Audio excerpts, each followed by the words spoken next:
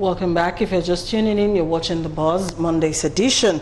All right, welcome again, gentlemen. Let's go straight into our program this afternoon. Our first topic is the reintroduction of toll gates.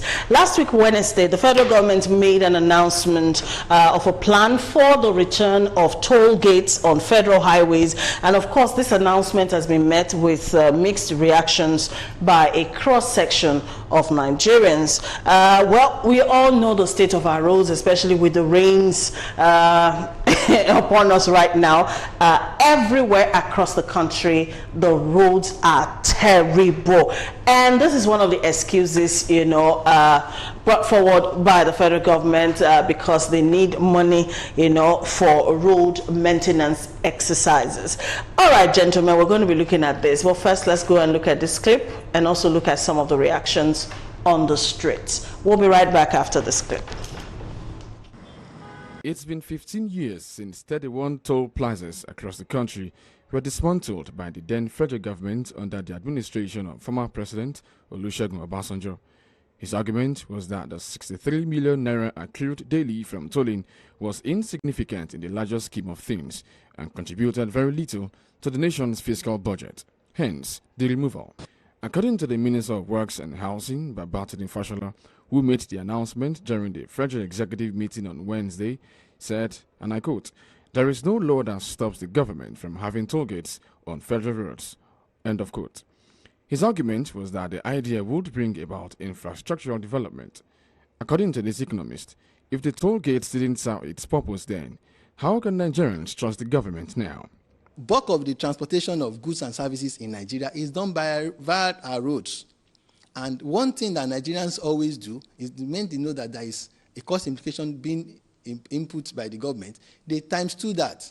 So you are going to be feeling the ripple effect when you are buying your goods. How are we going to guide against to ensure that the purpose for which they have established these toll gates will not be, truncated in future? Residents of Lagos expressed mixed feelings over the idea. The hold-ups going to come back now. Bringing toll gate, increasing VAT to 7-point-something% is bad. It makes sense if they can control the money they are making. Only recently, President Buhari approved the increase of value-added tax from 5% to 7.5%, ordered a partial closure of Nigerian borders despite outcry by Nigerians, and now the return of toll on all federal highways. Whether these policies benefit the masses and bring about all-round development in the country is what many are waiting to see.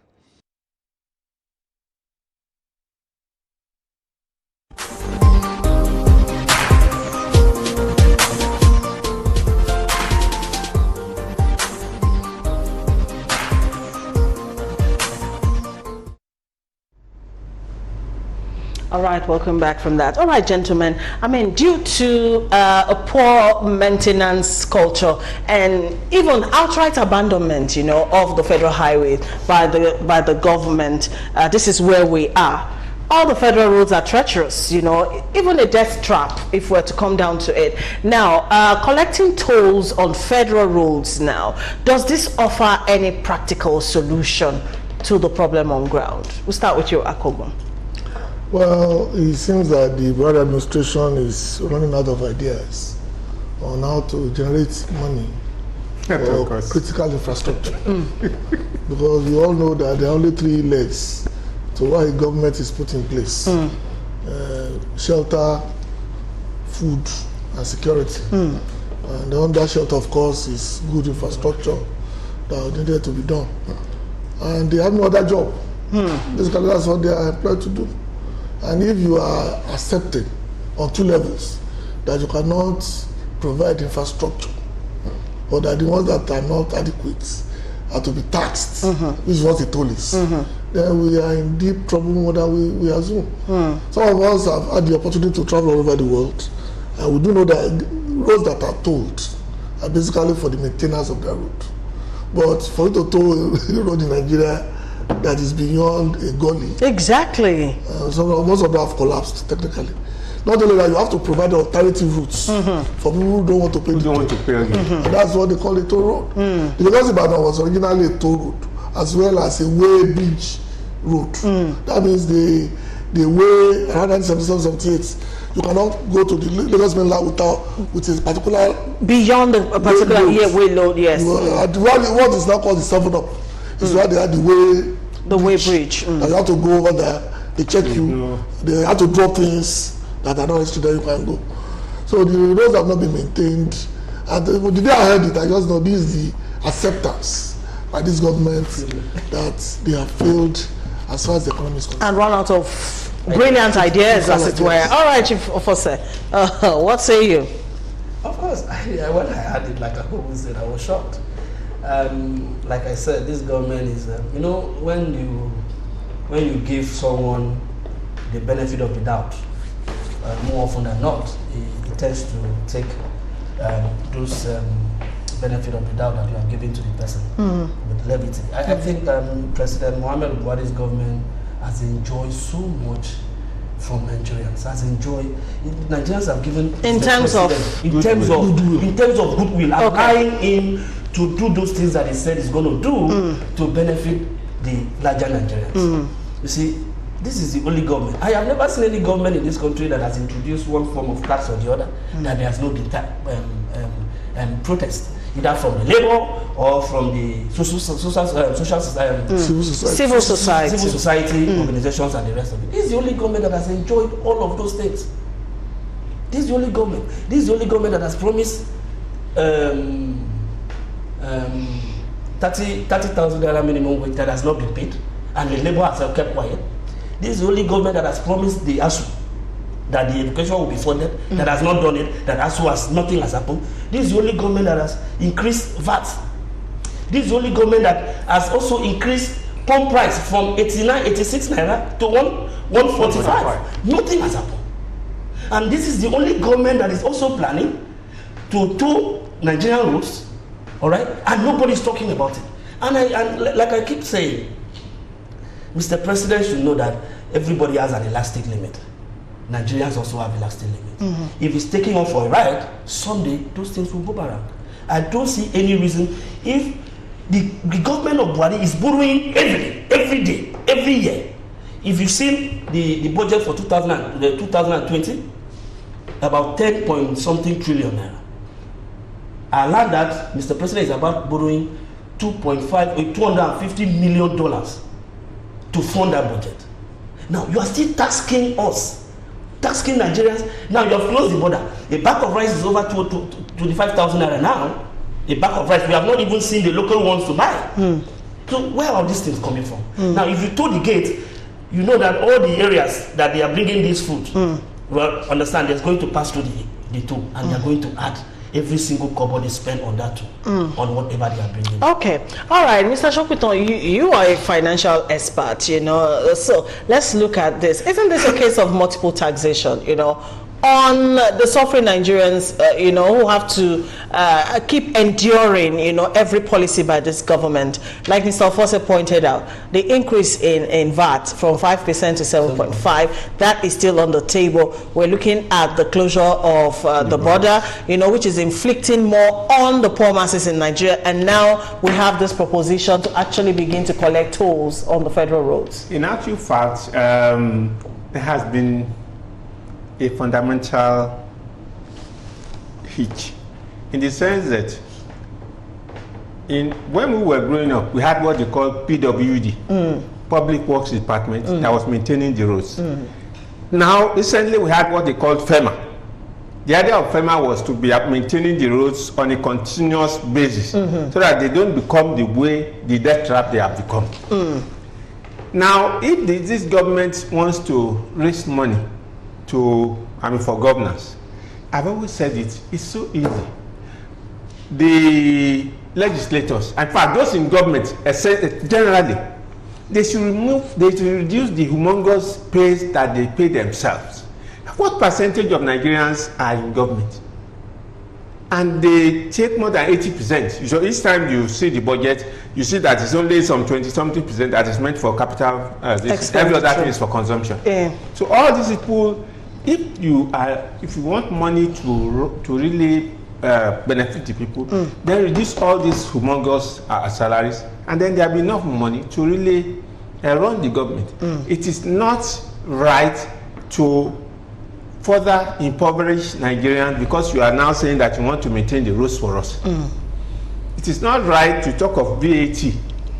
I mean, well, fortunately, that one is dead on arrival because the legislators have refused to pass it, and it has been made clear that it cannot come into effect until the legislators actually legislate on it.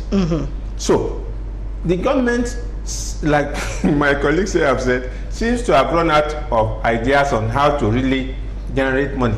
I've just given them the free consultancy. Let them reduce the humongous pay that all of them is. And then the other day we were talking of a governor appointing how many, 100 and something? 184. I mean, what do these people do with all these things?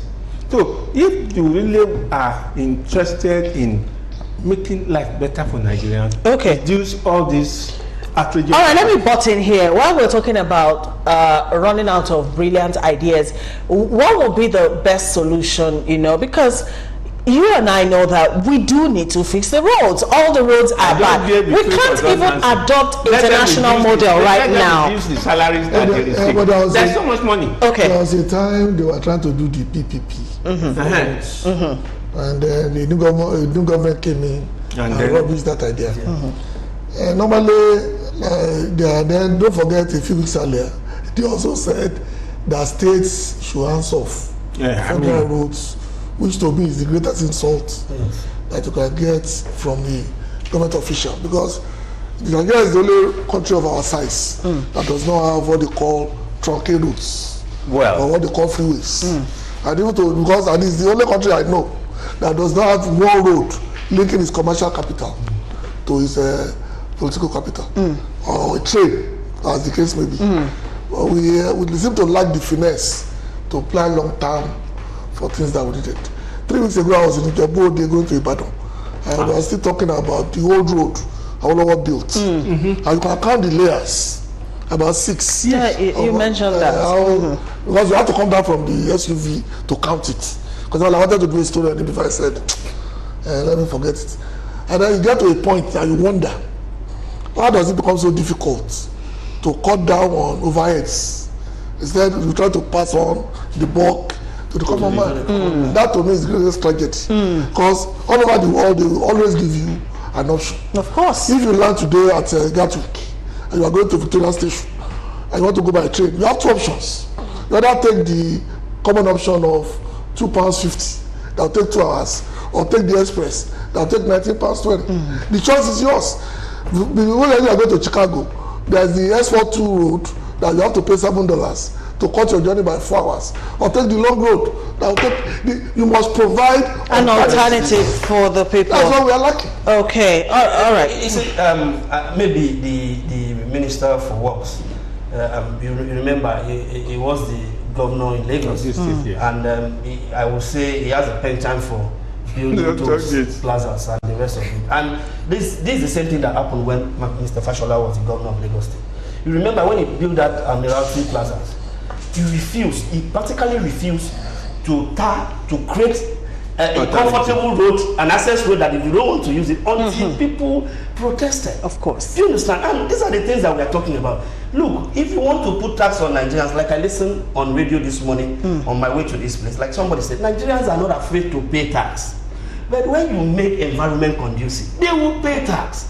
Look, from Lagos to Uyo, my state capital, where I come from, it used to be like about, if you leave Lagos by 6 o'clock, you must get to Uyo by probably 6 or 5 o'clock. But today, if you leave Lagos by 6 o'clock, you get to Uyo by 11 p.m. It's unbearable. You don't expect people to go through all of those things, and at the end of the day, you see people on a back road where people will still queue. Have you taken time to go to Admiralty Way? Find out, thank goodness that road is good. You can see the traffic buildup. Now, the only succor is that when you pass the traffic gridlock at the toe, you are going to ride through a very good road. Unlike Ibadan, Lagos, Ibadan, or Lagos. You know, a lot of countries, you know, are now relying on concessions, you know, the PPP you mentioned earlier and all of that. Like I said, which model is even acceptable for Nigeria right now? In the United States, there's a fuel tax tax. You know, the tax is on the fuel when you purchase it. We can't even adopt that in Nigeria. I'm just thinking out loud because already the pump price of petrol is already on the high side. So, and don't forget that exactly. This government promised us that on the day they introduced that, they deceived us. They told us lies that in the next 1 year, the pump price will come down. And it has refused to come down to. And I was shocked to know that this government is still paying subsidy. Do you understand? Okay. See, government is finding every way to collect us. You know that this is the first time in Nigeria that I'm hearing that custom will go to an hotel and order everybody down and to come and check your own car and see whether you paid duties. Where is that done? How did the car get into Nigeria in the first place? Mr. Shokito, which model do you think will be right for Nigeria? We adopted the PPP model. Okay. And especially on this Lagos-Ibadan Express, I don't know what happened to it because we had a change of government. That's the tragedy of this nation. We never have a continuity. You know, we had this thing, and in any case, that has been the practice all over. You know, when Buhari first came in '83. Lagos was to have an metro line. What? A metro line. We had to pay the breach of contract because the contract had been signed and all these places had been cleared. Then suddenly the thing was cancelled. Just imagine if that metro line had been commissioned. This was about 1980, 1983 then. Just imagine how much relief it would have been for Lagos today. What happened to World Bank assisted program on Badagry Expressway? What happened to that program? All right, Femi Salami from Ikorodu says government should make Nigerian roads motorable and forget about toll gates because it will lead to multiple taxation on the people. This other one says, do we have to evacuate the planet for professionals to work on due to sensitive gases and or hazardous unexplained system? I don't know what you're just talking about. But anyways,